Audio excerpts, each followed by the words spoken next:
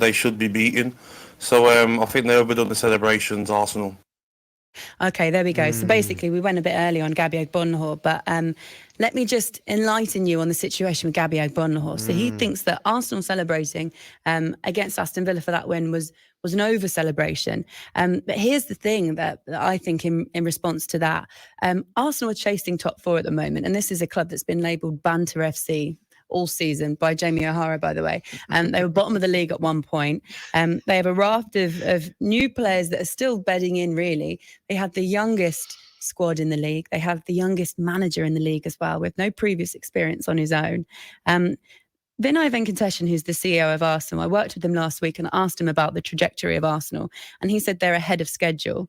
So that kind of backs up in my mind where the club thinks they are and where they actually are realistically at the moment, or where they are, where they want to be. So they are ahead of schedule, essentially. They're banging on the door for top four, and that win put a great bit of distance between them and Spurs, of course, until Spurs beat West Ham at the weekend. But there is still space between them.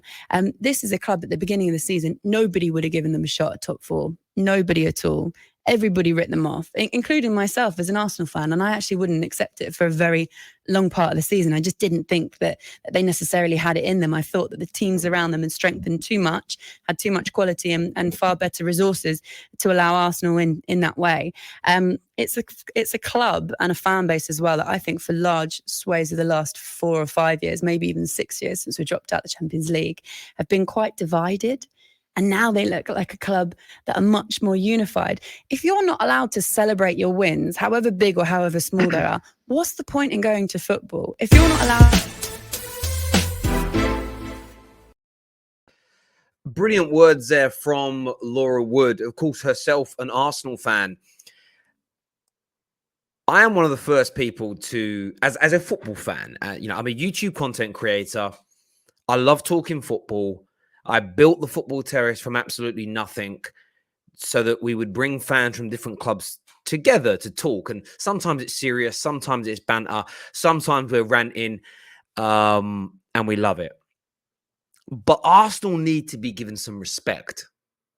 Arsenal need to be taken seriously at this moment in time. And I've seen it a number of times this year. People say, don't celebrate your wins. Now, I can kind of understand 2, 3, 4 games into a season. Some types of celebrations after victories in games can be looked at as a little bit premature. 4, 5, 6 games in, you don't really know where you are for that campaign always. We're in the business end of the season now, though.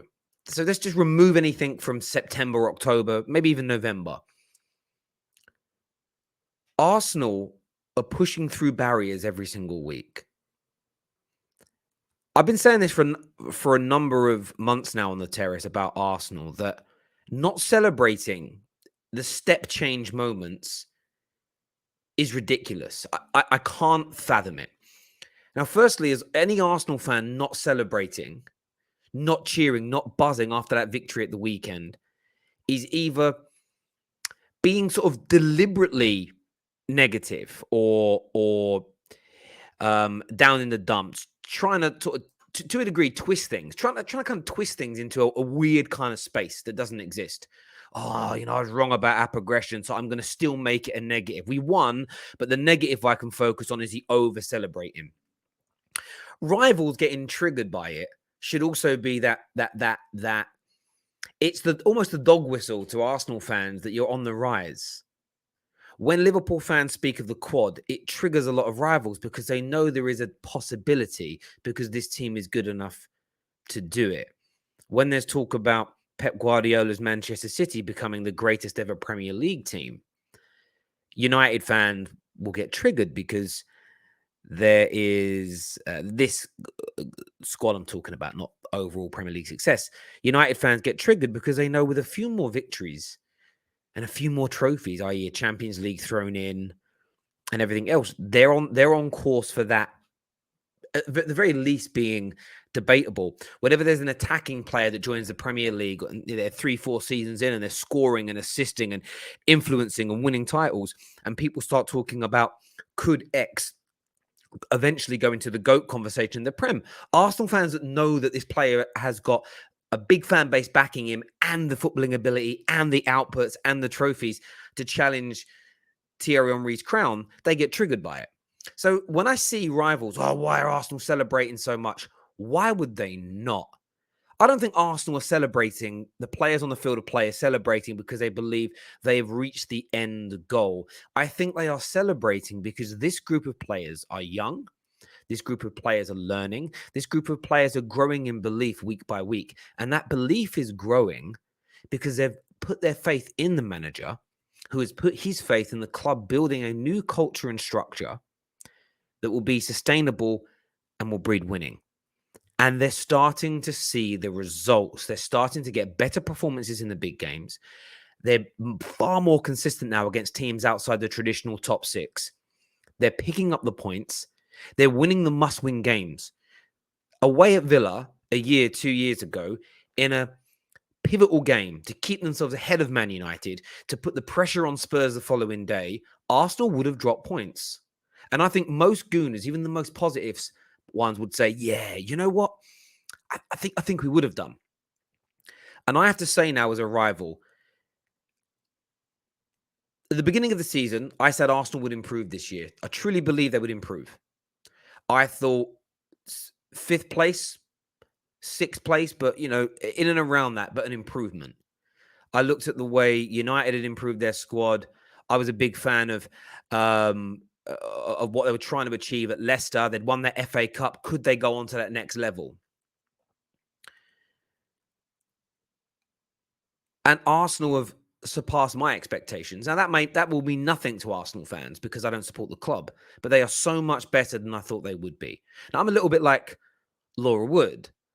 It took me a little bit more time to say I think that corner has been turned. Some people already believed it before a ball this season was kicked. Some started believing it in September, some November, some January, some not yet, and they'll all get there in the end.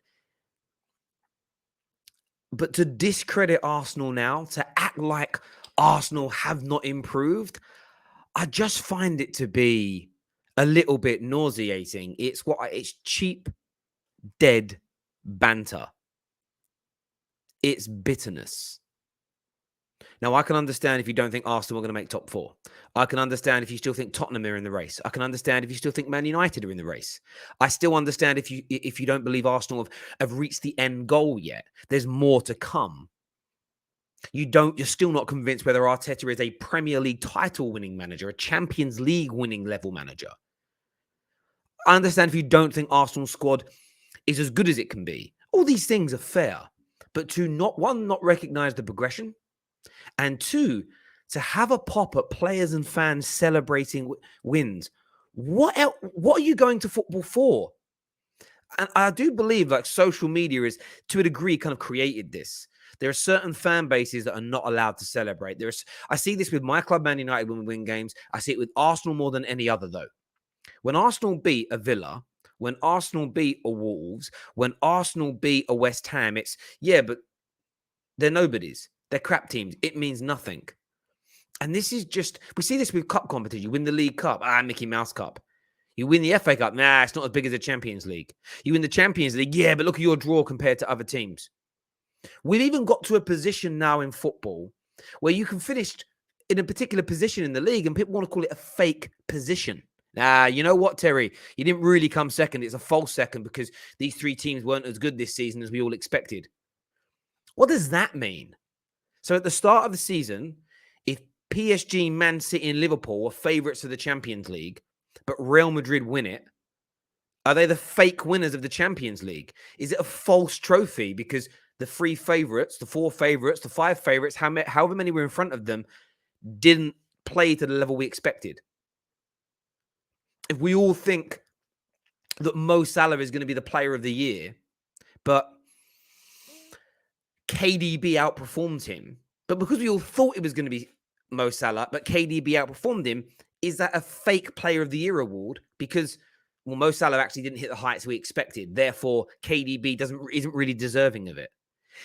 Social media has created this as a way of people protecting themselves from the L's. You were wrong. Your game prediction was wrong. Your season prediction was wrong. Your player prediction was wrong. Do you know what's crazy? Whether you've got the most brilliant football mind, whether you're a trained coach, whether you're a fan, whether you're an ex-player, doesn't matter. Everybody gets predictions right. Everybody gets predictions wrong in about the same degrees. All we're now seeing is this weird doubling down on opinions and these little cults and cliques being created online. And I'm telling you now, it is boring. We're telling fans not to be fans.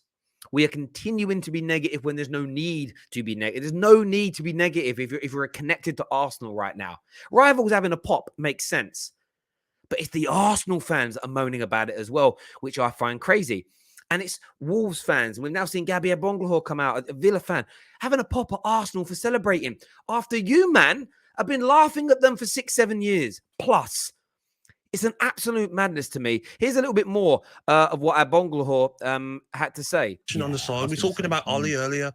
Like just the passion from Gerrard on the sideline for the whole game, interacting with the fans during the game. His celebration for the goal was like, you know, you'd won a cup final. A last-minute winner for Liverpool in the FA Cup final. That's what fans want to see. That's what fans want to see, Gabby, isn't it? People celebrating anything in the league. It doesn't matter whether you've just won the league or you've just won a single game. Fans want to see celebrations. So well done, Gabby Agbonlahor, for undoing your own argument before you'd even made it.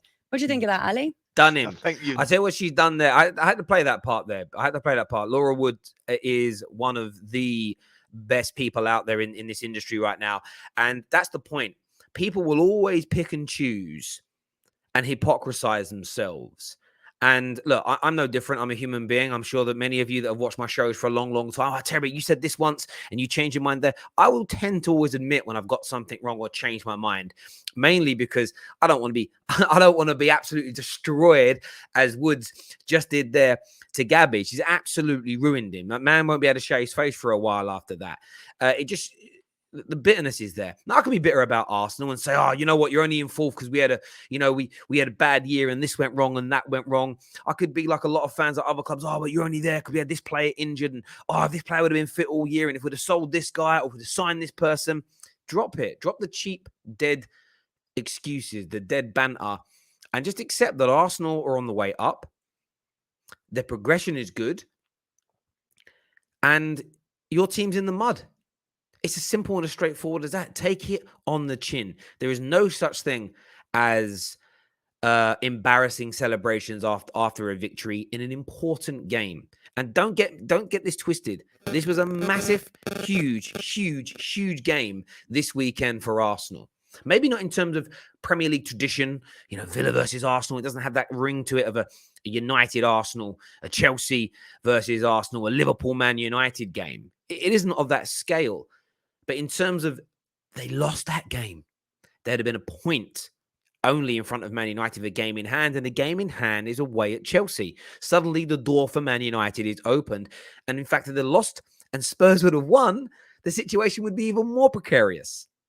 So listen, Arsenal fans, absolutely every single right to celebrate and enjoy what they've done and what they've achieved there. I do want your take. I do want your views. I do want your opinions on this, people. Make sure you're smashing like buttons. You're leaving your comments in the description below. Check out the offer. It's on the screen right up there that you'll be able to see. Got some big discounts available for you. Go and check them out. Until next time, people, take care. Goodbye. God bless. And we'll see you all again soon.